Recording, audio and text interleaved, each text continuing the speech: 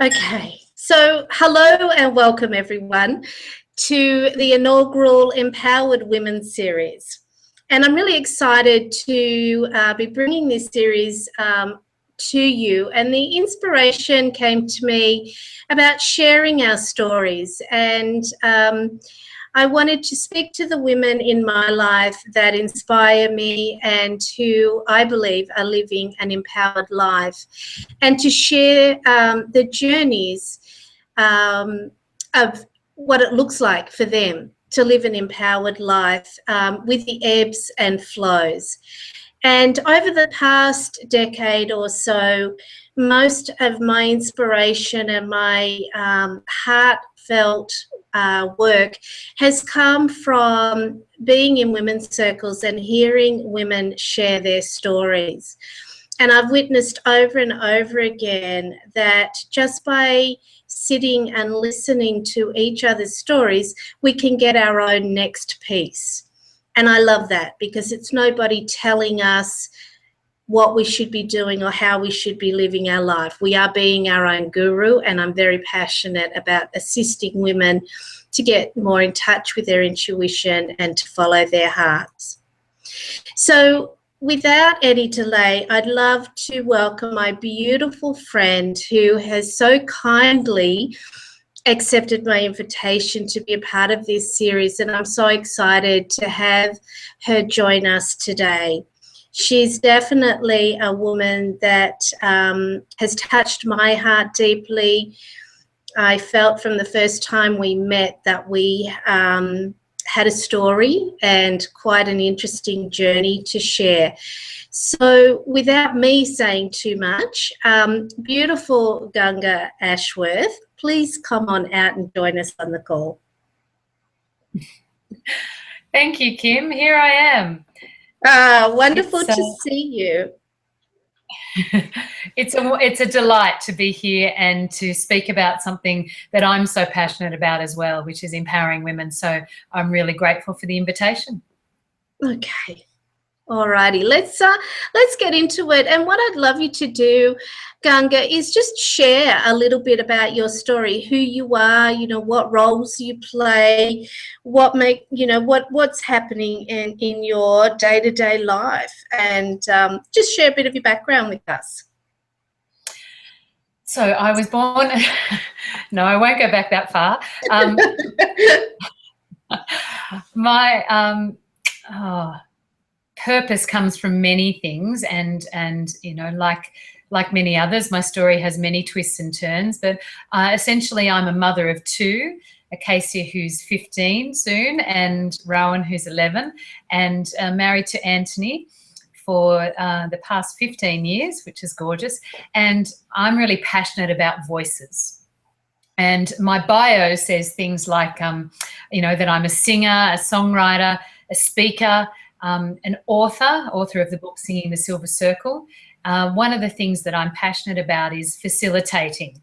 And I don't always use the word teaching because that has other connotations that are to do with that past life that I had when you and I met, when I was a teacher. And it also talks about being a transformational voice coach, which is probably what I'm most passionate about, is that I believe that our voice is the essence of who we are. It expresses that. And so really, there's a song that really sums up what I love about that, and it's from Gabriella's song, which is in the film As It Is in Heaven, which I know you love. We have a special connection with. And there's a line that brought me undone for months when I was learning to sing it, and it's, "All I want is to be happy, being who I am." And it still wells up in me that, being happy and being authentically who I am is really all I want. It's just that that's such a journey, and finding who you really are and then expressing that is something that I'm most passionate about, expressing that with confidence, with joy, and the joy that living your purpose gives you, and authenticity. This is who I really am, and this is what I really want to share. they're the things that are really important to me. Beautiful. And thank you. I was really putting it out there that we might somehow get you to sing a little bit today. So thank you. And, you know, as the universe does, you sang my favourite song. So it's always got a little bit of magic up its sleeve. So thank you for that. I couldn't agree more. I mean, you've just summed that up so beautifully. And I think that that's exactly, you know, what we're here to remember. It's why we come in with our, you know, our memory bank pretty much erased, and our task is, you know thyself, and then love that and relax more and more into that as we go through life. And that's the challenge, and it's also the joy. So really, really beautiful. And what I'd love to just ask you now, what does living an empowered life mean for you? Well, as you've just said so beautifully, Kim, it's knowing who you are and know thyself. You know, those that rune, the Manaz rune that was inscribed over the Temple of Delphi. You know, that's our journey. So knowing who you are in each moment, I think, in each experience as we go through life, and aligning your actions and your life with that. So I've had some interesting conversations around this recently with friends, particularly women, who are dancing with this question. You know, what is it to be a woman? You know, who am I? What do I really want to bring? And you know, how does being a mother fit in with that? And you know, a lot of our modelling and our acculturation has been that in order to be a woman, it needs to look like this, or when you're a mother, you need to only be that and nothing else. Or even, you know, in our more modern society, there's some sort of stigma attached to being a stay-at-home full-time mum. You know, is that all? And having that question that can be so excruciating asked of you. So what do you do? And defining yourself by what it is that you do. And I believe defining myself by what I be and what I am, how fulfilled I am in any moment. So for me, that's a dance and a balance between being the mother and partner that I want to be, and being present for my family. And what allows me to be that in a lot of ways is being fulfilled in my work, in my life purpose, in what it is that I want to bring, that I feel makes a contribution in some way. So I don't believe that balance is something that we arrive at. We may have moments of it, but we may arrive at it, but it doesn't stay there. It's something that's dynamic and shifting all the time. And so that dance of that, who am I as a mother? Who am I as a person who brings what I do, who earns a living, who has a business? All of those things are in there and allow me to feel like I'm empowered, because I have the choice as to what it is, what combination of that I live. Yes, beautiful. I love that. I love that. Feeling into that. Let's move then to asking the question of, have you always lived in your power or from your power, an empowered life? And if not, what was the catalyst for the change?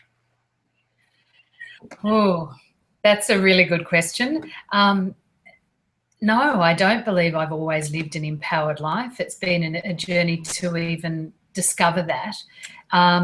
And as I mentioned before, my previous career was part of that change, and part of probably the fear around actually being who I really am. And so probably to describe that, I was trained as a singer early on, and trained at Sydney Conservatorium of Music. And so voice was my instrument. And my passion, as I've already said.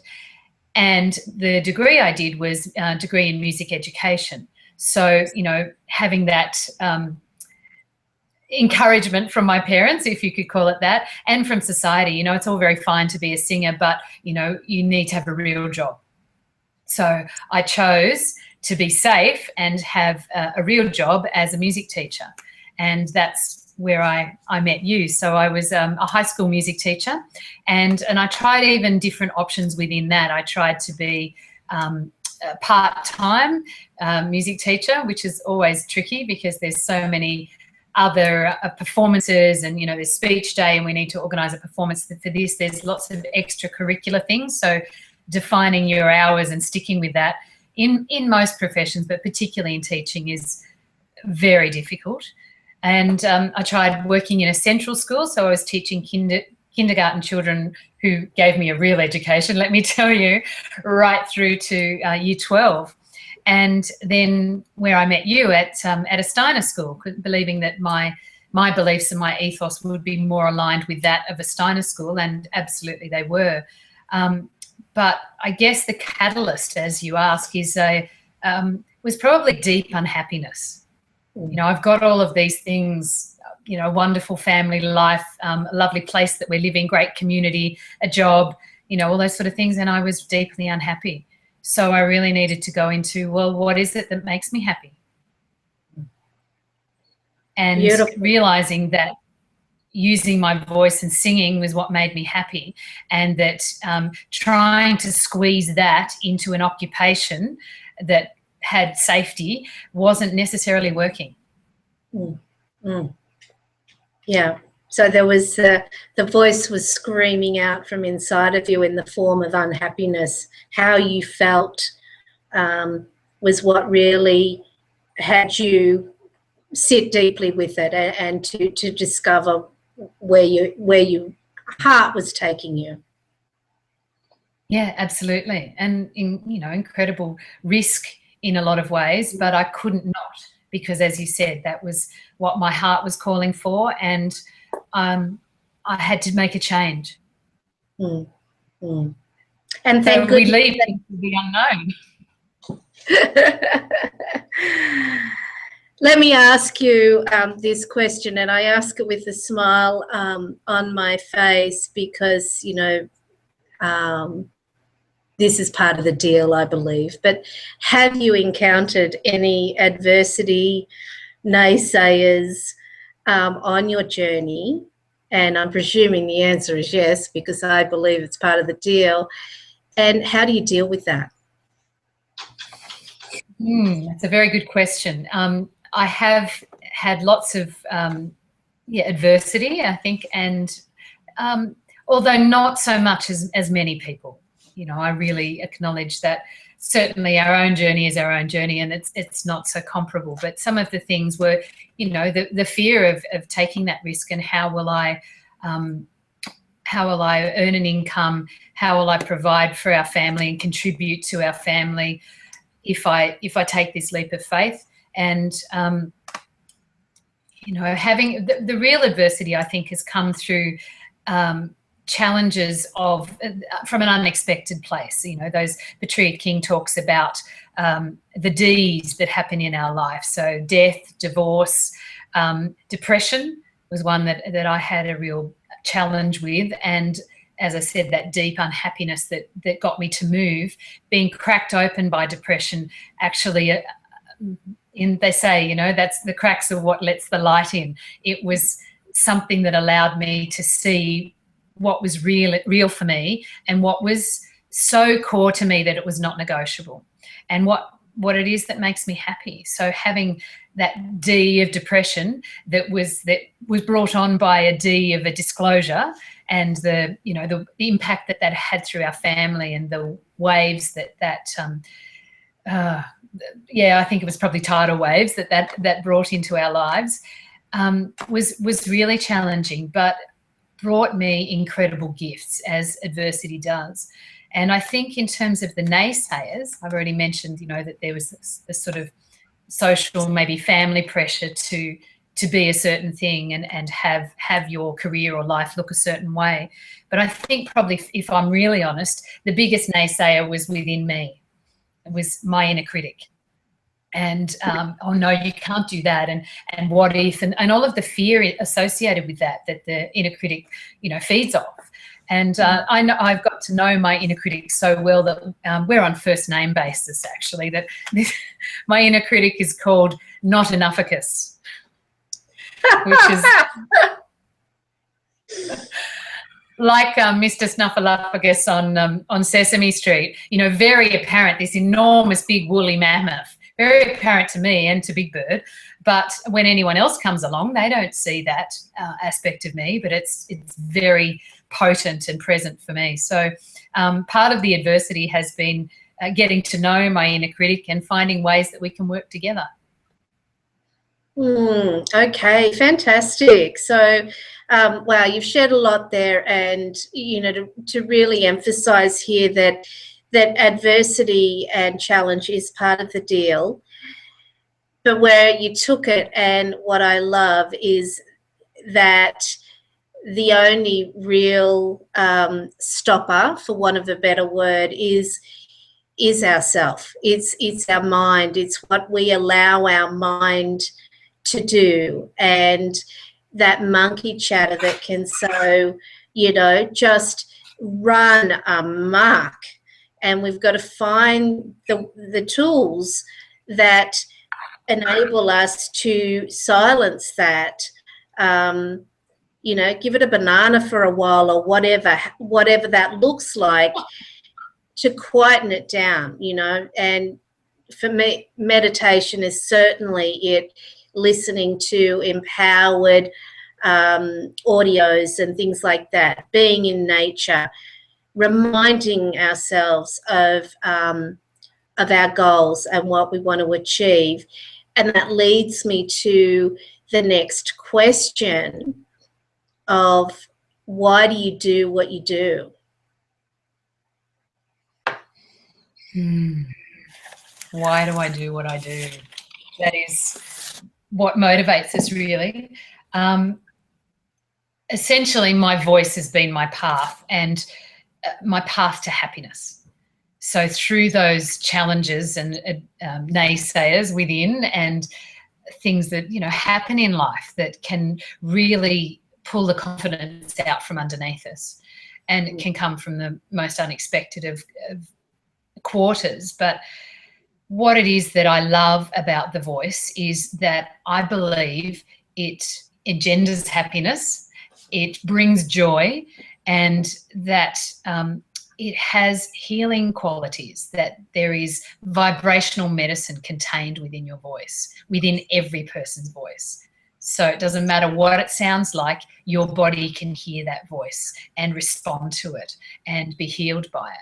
So there's a desire within me, I think, to be able to share that knowledge, to share that access, that freedom to be able to use your own voice and express who you are and give yourself what you need in a way that can make a difference.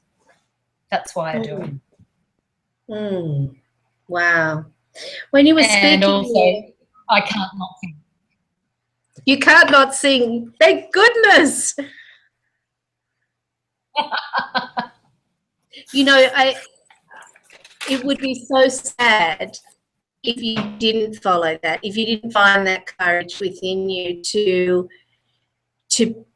be utilising the gift that you have been given, and to bring so much joy to so many by sharing your gift. And for you, that comes in the form of your voice. For each of us, I believe we have our own version of that. And it is about allowing ourselves to acknowledge that, and to then, you know, let that guide us through life, and follow the breadcrumbs, if you like, into doing that. And I just wanted to pick up something that you said there. It's an experience that has really empowered my life in a way that it brings me a lot of joy. And I was in a workshop, we were co-facilitating a workshop, I believe, when I first heard this information. And you helped us to practice that place where we're in a group, you're making a sound, and it's where, and you will describe this so much better than I'm doing right now, but it's where we resonate, you know, together, where it grabs. It's a feeling of, and where all the vocal cords just join together and you can feel the connectedness of everybody. It's the most exquisite experience. It's probably the part that I love about my yoga practice the most, because we say OMS at the beginning and OMS at the end, and I so look forward to that place of where our vocal cords join. Can you share a little bit about that? Because I'm sure that that is something that, well, it brings me a lot of joy, so I'm sure it will to others.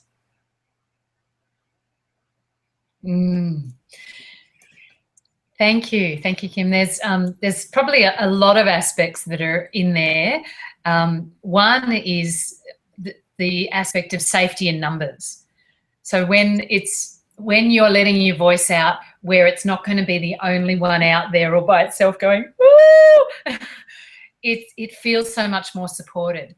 And there's also what you mentioned about the sympathetic vibration. So you're feeling a resonance, and that is reciprocated by others around you, so that we each vibrate like plucking a string on a harp or a guitar. The other strings go into vibration along with that. So it's a quality of vibration that we have, but also having a unified intent, having a circle even in which it is safe, where we're all connected and joined. Sounding that is on one level an incredible leveler, literally, that we're all in that same place of risk and of vulnerability and of openness, which is when a circle is really in its magic. There's also bringing that connection of when we're sounding together. There's a connection to self as well as the connection to other, and that's even inherent in the word "om" that you were talking about. You know, the open "op" or "ow" sound is that connection to other, to the planet, to beyond that, and that brings it back and internalizes it into the body. So we have both going on, the inner and the outer connection, and then that support of others. It literally is, I agree, exquisite and magical. Beautiful. Thank you for sharing that. I know that wasn't planned, but it is such a delicious experience that I just wanted to share that. Ganga, we could definitely talk for hours, and we have done. However, I'm mindful of the time. What I'd really like to jump to now is to, you know, if people are watching this and they're suddenly going, I want to find out more about what Ganga does, share with me a little bit about how people can connect with you. What is it that you're working on at the moment? Or, you know, what do you want to share with other women? And what is it? How can women connect with you, or men for that matter? Yes, all welcome. All voices are welcome here. One of the things that I'm particularly passionate about at the moment is singing the Silver Circle journey. And this is based on my book of that name, Singing the Silver Circle. And I was going to call it a series of workshops, but what I realised, like all of my work, is that it's a journey, an inner journey, and an experiential journey. So, and a journey to more clarity, finding our confidence and being able to express with confidence, a journey to healing and wellness and well-being. And one of the things that's part of that is finding your soul song.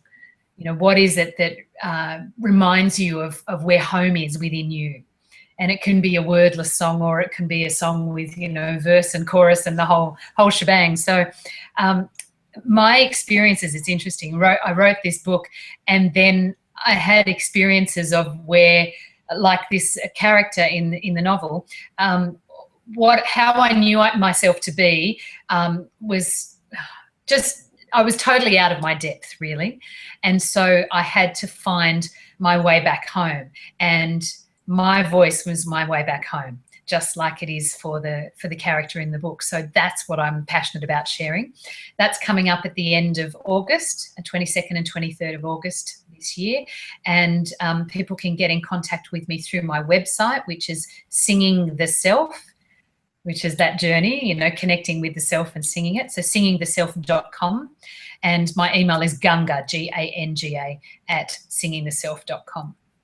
So I'd love to stay connected. Of course, I'm on Facebook, Ganga Karen Ashworth, and, you know, all of those ins, LinkedIn, and all of those, Google, obviously, Google+. So join me. I'd love to speak with you. And if you feel like this is something for you, one of the things that I do offer is a free 30-minute consultation. So if you'd like to see if the way that I work works for you, please let me know. Thanks. Fantastic. That's wonderful, and of course we will be uploading this. People will be watching this on Google Plus as well as on YouTube. So if they miss, you know, getting the spelling correct, always just make a comment, and I'll follow up with that. Just as we wrap up here, Ganga, and let me say how grateful I am that you have taken out the time today to share with us.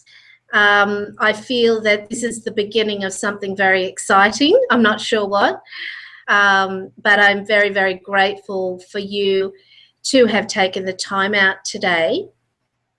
And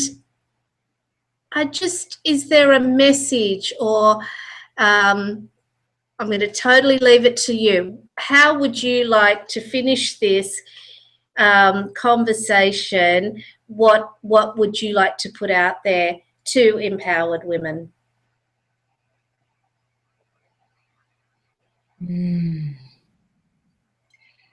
Yeah, it's right back where we started, I think, in terms of know thyself and be authentic. You know, what feels right for you? What's your recipe for being filled up? You were mentioning nature and meditation, and for me, it's singing, and nature certainly takes me there too. What are the things that are important to you, and creating your own recipe and your own life that incorporates those things that are authentically you. Beautiful, beautiful. Well, that wraps up our first conversation. Again, thank you for your time, and I look forward to hanging out with you some more. Lots of love. I like that. Thank you so much, Kim. It's been my pleasure. Bye now.